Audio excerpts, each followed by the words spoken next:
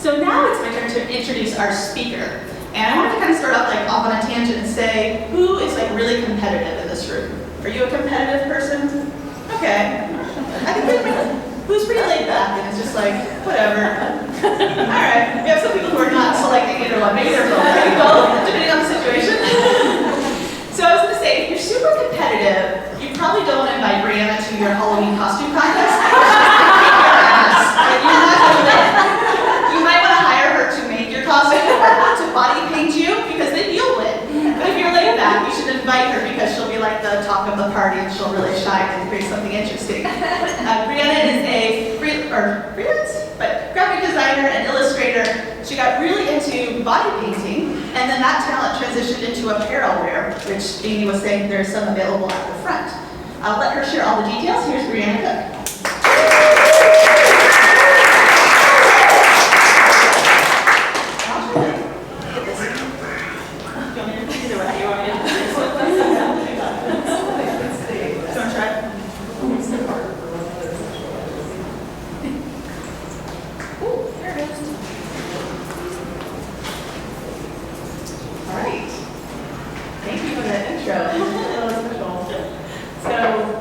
I'm a graphic designer and body painter. I've lived here in Dallas about 12 years. I grew up in Toronto, Canada. And I'm here to tell you about my experience putting one of the most critical and difficult topics, climate change, into my art. And it didn't happen overnight. This was an evolution over a number of years.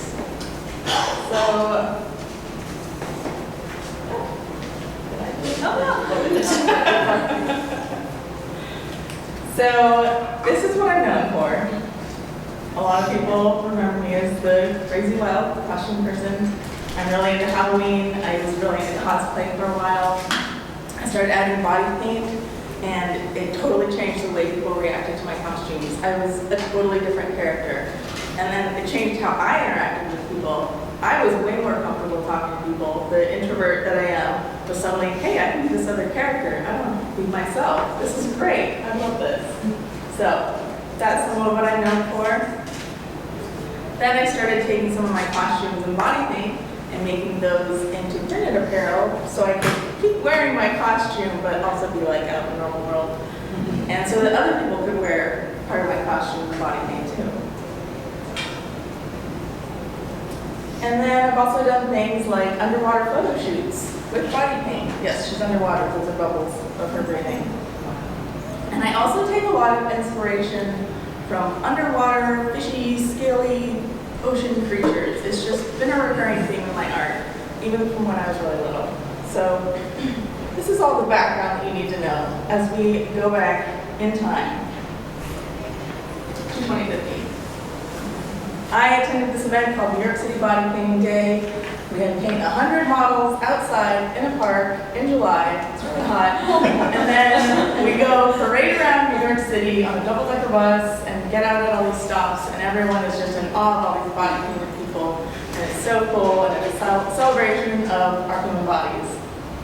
And that year I attended, the theme was, what the world needs now. And I was like, okay, I've always been this eco person. Let me just put a little bit of an eco message into my body painting. I'll just dabble in it. I'm not even going to say climate change. I'm going to say the world needs clean water. Yes, that's it. That's what it's got. You can see on the front side is sort of the happy side of clean water, and the back side's like, ooh, things die. Ooh, there's some bleached coral down on its legs. Not so great. But I didn't even want to mention climate change because that was kind of scary to talk about. So then, I've always been this eco person, and in 2016, I read a lot of news, climate stuff is not going so hot, and I stumbled across this article about all these walruses that are stuck on a beach in the Arctic because the sea ice has just totally melted and there isn't enough for them to get on. And it just hit this switch in my brain, and I fell down the climate anxiety, doom spiral, existential dread pit. And I was like, what can I possibly do? I was already doing I was the recycling person. I was the person who put weird saved items in my costumes. So I was like, all right, I'm gonna individual action my way out of climate change. This is how we're gonna solve it. If I just pick up enough trash and ride my bike enough times, we're gonna fix this. Hint, that's not how we fix climate change. Individual action is really important for changing the culture, but individual actions are not really what's gonna move the needle on climate change at a global level. I realized as I started to research more individual actions, oh, maybe it's a system-wide changes that we need. All right. So I started to get in some eco organizations in Dallas, just dabbled a little bit. Like, maybe these people are working on stuff. I went back to that New York City body painting day, and I was really starting to struggle emotionally and mentally. I was losing a lot of weight. This was 2016 at New York City body painting day, and I was just could hardly justify being an artist. I was like, how can I be an artist when the planet is on fire and melting? This is not working. Like many artists, I wanted my art to have some meaning, to have some purpose, but I had no idea how to do that with body painting and costumes. So moving on later to 2016, I went to a body painting competition. The photo is forthcoming. And I was doing all my research, and I was like, all right, renewable energy. This is a really important part of us grappling with climate change. You can see there's a photo of me with my model. I'm a little bit on the slender side. This is when I was really struggling with eating. I'm not struggling so much anymore, but that's a good thing. I was not in a healthy place at that point. So I get the eco-aestheticism and feeling like you just have to berate yourself about every single possible thing that you're doing because it's damaging the planet. You gotta show yourself a little bit of grace. So I did this body paint all about energy and CO2. That's a CO2 atom on her chest. And you can go to the next slide. And at this event, attendees afterwards came up to me and said, yours was one of the few designs I actually understood without knowing about it. I was like, that's interesting. There was like 30 other designs here. We'll go to the next slide. See the audience, they do like a runway show and they walk down, and people got it, and that stuck with me, like, oh, I can use my art to talk about eco stuff, and people might actually understand some of it. Interesting, okay. So then later in 2016, I joined this organization called Citizens Climate Lobby, and this was about a month after doing that body paint. And I had found my people. I had found other people who understood what climate anxiety feels like, and we were kind of just at a point of what can I possibly do? My individual actions weren't really adjusting things enough. And so Citizens Climate Lobby taught me how to engage and speak up about climate change. And I wrote letters to the editor and had them published. What? Climate change? What is going on? I don't understand, but okay. And it empowered me to go to Washington, D.C., with members of Congress. Yes, I'm like influential there. And I met with members of Congress about climate solutions. What? What is going on? I don't understand. And I've since gone back about 5 other times over the years, met with members of Congress, had tons of lobby meetings with different offices, met with members of Congress itself, met with staffers, talked with people on both sides of the aisle, and we're talking about climate solutions. And I learned how to meet people where they are and figure out what matters to them, and then we kind of relate it back to climate change. So not sort of approaching people with, oh my gosh, you're not doing enough, but like, okay, let's see the things you care about, and let's figure out how we can relate that to solutions. So, this is a super flattering photo, but this was from one of the actual lobby meetings. The photographer attended and followed me, and that was delightful. But this is all to say, I got a lot more experience and got a lot more comfortable talking about climate change. And even talking with people that maybe didn't feel like I totally agree with a lot of other things, I could find a way to talk to them about climate change. So over these years being with CCL, one is a recurring speaker and a recurring theme was from Dr. Catherine Hayhoe. She's a climate scientist. She taught at Texas Tech. She's also from Toronto, Canada. Thank you very much. Say hi. And she's given a zillion talks about climate change. She has a whole YouTube channel called Global Weirding, and she's doing a TED Talk. And her biggest takeaway is always that the most important thing you can do about climate change is talk about it. How can you take action on things that you care about if you're not even willing to talk about it? So that is her big thing. Talk about climate change. Normalize talking about it. That's how you find the other people that also care about climate change, and just makes it a lot more comfortable to leave it in your conversation. I'm a little bit of a Catherine Hayhoe fangirl. So then 2017 comes along, I go back to that same body painting competition, and this time my body painting piece is about how I got out of that doom spiral by getting involved and taking action. Can you go next slide? Suspense. So it was about the analogy of being a seed. And when you're a seed, you might feel totally buried underground and just overwhelmed and buried by the weight. But when you start to reach out, you realize, hey, there's some other seeds around me. Hey, we can kind of support each other with our roots. This is cool. And when all the seeds bloom all together at once, or when they all go to Washington, D.C. all together at once, they can totally change the landscape. And that was actually one of the years that all the wildflowers were blooming like crazy in California, and so just like boring hills, all of a sudden just covered in color. And so that's what this is about. I don't know if you saw a little glimpse, there was actually the Capitol building painted on her side. So that was inspired from that photo of everybody on the Capitol steps. So then, still being a volunteer, and we do a lot of tabling events, and we talk to strangers about climate change, and the introvert in me is like, this is still really uncomfortable sometimes. How can I make this more comfortable? Oh, remember when I did cosplay and enabled me to talk to people and not have to be myself? Maybe I should do that. So I painted myself for one of our events. I called myself the climate hero. I said I was Captain Planet's girlfriend. The response was wild. We have never had so many people stop by our table. One of the things we do at events is we get people to write letters to the member of Congress, and then we would deliver them in person when we would go to DC. We never had so many letters written that day. Like when someone who's body painted asks you to do something, people are a lot more likely to say, oh yeah, sure, I'll do it, it's fine. And so many photos taken with me, and that stuck with me. I was like, this body painting thing, maybe it does have a place with climate action and climate change and inspiring people. This is interesting. Making a mental note. Continuing on with being a graphic designer and body painter, I designed another collection. So like, woo, it's gonna be. I designed another collection of apparel. This one was inspired by betta fish and their big flowy tails. You can go to the next slide. It was featured in a fashion show.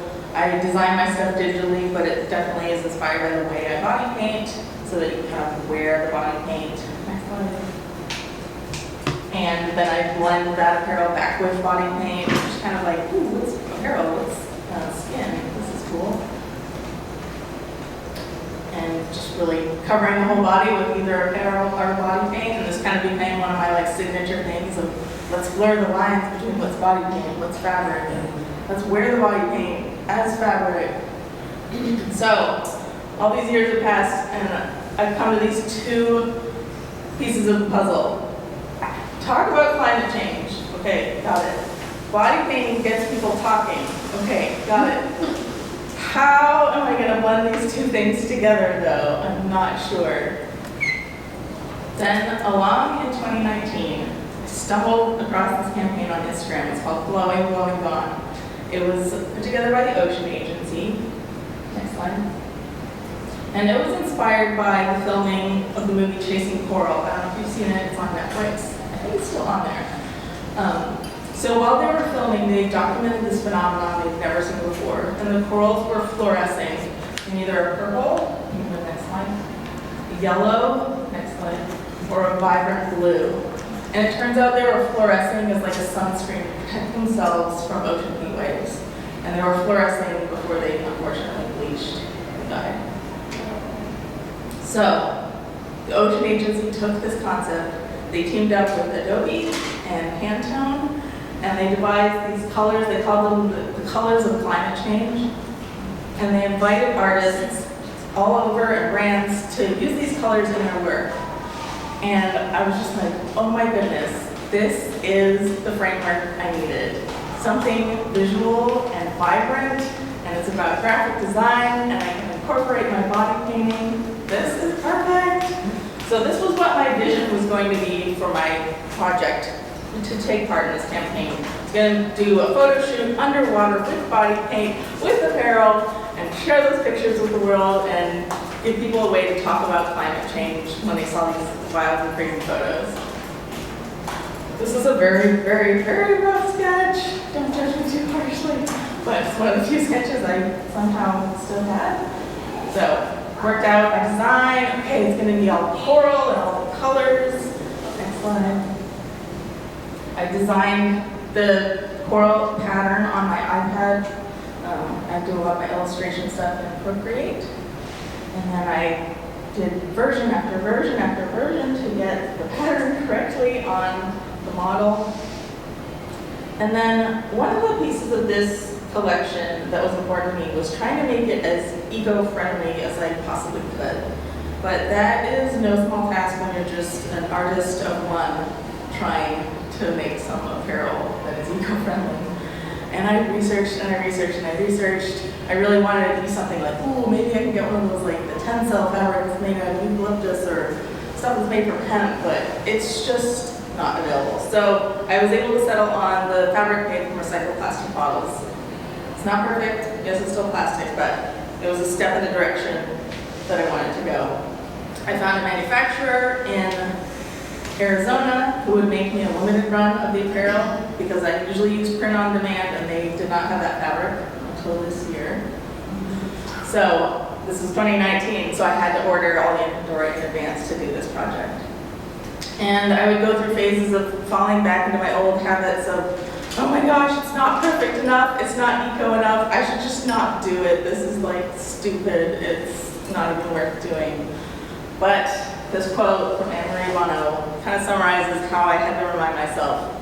It's not about just a few of us doing everything eco-perfectly to the nth degree. It's about a million of us doing it imperfectly and doing what we can to address the environment and climate change. So, 2020 hit. I had ordered all this apparel, and there was this global pandemic. You know all those supply chain issues that people talk about in the news? Yeah, I kind of ran into that in a major way. So there were just delays on getting fabric, and then delays on getting printer parts, and then just delays on staffing. So then, finally, 2021, I got all my apparel in August. I was like, all right, I'm ready to do the photo shoot underwater with body paint and make these photos. I'm gonna do it. And then the photographer was not available at the last minute for the shoots. Oh man. But then this opportunity came up to go to Hawaii. Ooh, awesome. This is like being in the ocean where this was filmed, where these corals were filmed. This was, I think it was filmed in New Caledonia. Like, this is so perfect. It's like coming full circle. I'll take the photos there. I'll just split the photo shoot into two things. I'll do like underwater without body paint and then on the land with body paint. So I want to put body paint in the ocean and thus damage the corals that I'm trying to save. So then the underwater photographer also got sick the day before our shoot, so I took the photos. So I was determined to make this happen. So I took these underwater photos with my iPhone, with an underwater camera. The model who was also supposed to come with the photographer was then, because she was with him, was not available for us. So my friend, who hates going underwater, very graciously did this underwater modeling for me, and I was able to get some pretty cool photos out of it to be able to show the world, hey, check out this coral reef stuff in the ocean. So then we also did the body paint photo shoot, and we were doing that on land. that was also the same friend. She'd agreed to this part, not the other part. But, so there we were on the beach. This was in Maui, taking photos, and there it was, my vision out there in the world in photos, telling people about climate change. What? This is crazy. So, now it's out there in the world, and it's getting people talking, and this is crazy that it actually came together. And here I am, fully infusing climate change into my art and into my work. Next slide. I actually took an underwater photography workshop prior to going to Hawaii. This was just so I could be, more informed and better at, guiding the model and that stuff. Little did I know, I would have to use those skills fully to take the actual photos. But I wore the apparel at the workshop. It got me talking with some other people in the workshop. Then one of the attendees ordered the apparel. Now she wears it when she does underwater photo shoots. And so then it gets her talking about climate change with her clients. And they're like, what is this wild apparel that you're wearing? I don't understand. It's coming full circle. It actually worked. This is crazy. So, in summary of all these years we've just gone through, next slide. Don't be alone in this. Be part of the movement. You don't have to join Citizens Climate Lobby, but find other friends, find another organization, find a way that you can not be alone in this. The power of the individual is actually in being a group. This body paint was about monkeys in South America who, in order to survive some forest fires that were caused by climate change, they actually had to band together in big groups and not try to just be alone on trees. Next slide. I also started to realize action was the antidote to my despair. That's how I got out of that doom spiral and out of that existential dread. It still comes back sometimes, but action is what helped me get out of that. From action, that's how I found hope. That's how I found other people who were working on stuff. That's how I learned about other solutions, other things people are doing to make progress. I learned that your voice really can make a difference. Even if it's small, it can make a difference. And one of the best ways to make that difference is by voting. Your vote truly is your voice. I saw that in practice being there in Washington, D.C. and seeing how they respond to people who make their voice heard and call the office or show up in person or write to them. But let's still acknowledge, it's okay to still acknowledge that this is an anxiety-inducing problem that we're facing. It's tough, I know that. I've been through that. I don't know, at the time I never would have known I would become that person at the end. I'm just saying. And fully put climate change into her art and figured out how to put what she was passionate about into her art and give it some more meaning. And I'm excited to see where it goes from here. And I can answer your questions now.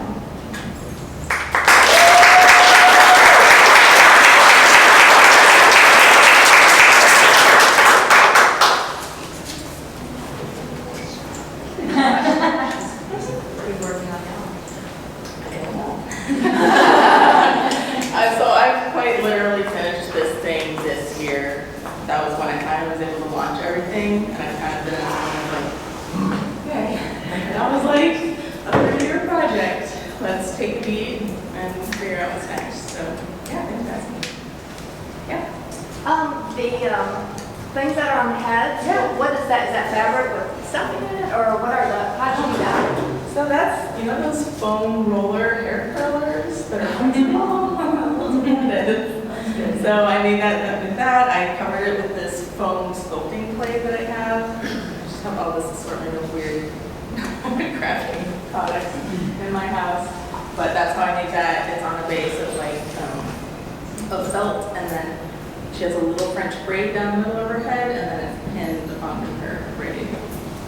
Yeah. Can you tell us about your paint? Like, have you been able to find more eco-sensitive paints? And also, like, you have bio-glitter that you sell. So just curious about material, from a material perspective, if you have been challenged by looking at that. Yeah, no, thanks for asking about that. Yeah. If you were following the Instagram stories this week on Creative Mornings Dallas, I kind of had a little takeover on there. And I was sharing some of the stuff I've done to make my body painting kit just a little gentler on the planet. It's not 100% possible. There's, I have to keep certain sanitation protocols in mind.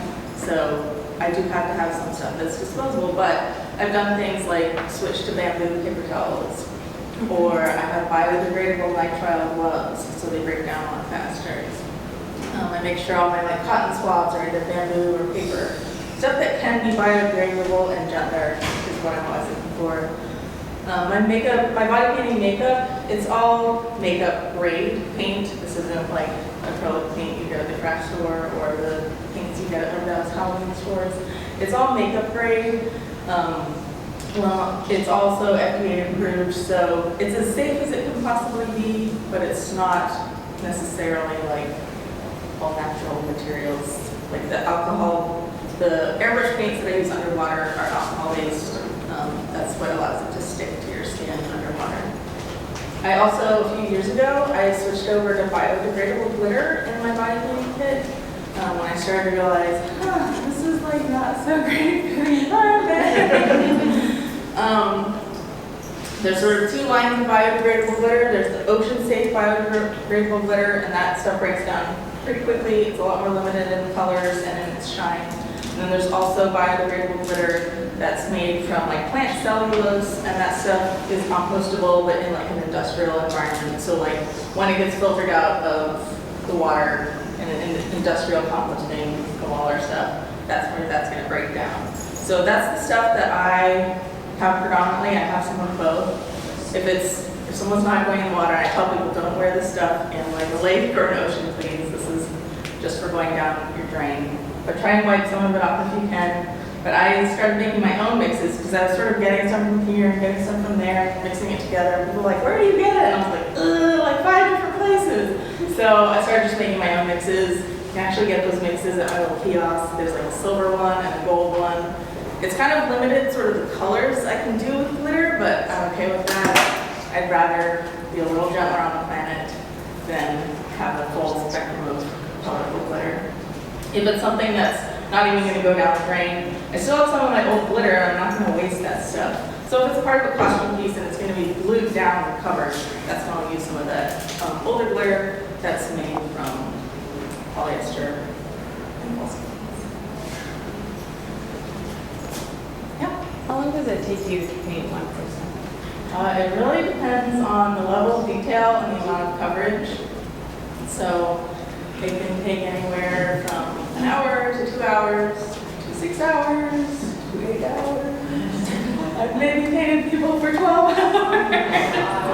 It just really depends on the design. I've done body paint things with 4 people, all stacked up together to make a shape and paint. It's like a big jewel beetle. I think I shared that in the stories. But yeah, that one took a really long time because it was a lot of people. What kind of volunteer opportunities are there at Citizens Climate Lobby? So there's something for everyone, no matter if you're an extrovert or an introvert. You can do things just like coordinating volunteers, and that can be just done from home online. You can do things like tabling, being out at events, talking to people. You can coordinate those events. You can focus on writing letters to the editor. If writing is your thing, you can write stuff. So there's something for everyone based on what you're most comfortable with. And then you'll probably get nudged in and try something you're not so comfortable with, like I was, and then suddenly you're comfortable with it. So there's something for everyone. There are other environmental organizations here in Dallas too. So it's just a matter of finding what kind of fits your personality and fits what you're wanting to do. Each one has their place in sort of the whole environmental movement, so find what works for you. Yeah. What's next? The apparel took so long because of you kind of have the next vision, or you're not catching your breath. Taking a breather. Yeah, I'm not sure what's next. Just kind of waiting. COP26 is in November. That big climate convention of all the global minds. So might see if I can do something around that. I would still love to do that in the pool underwater body paint photo shoot with new apparel. So I was just sort of waiting for the weather to cool down a bit so I can do that in an outdoor pool. I'd still like to do that, but looking out for what's next.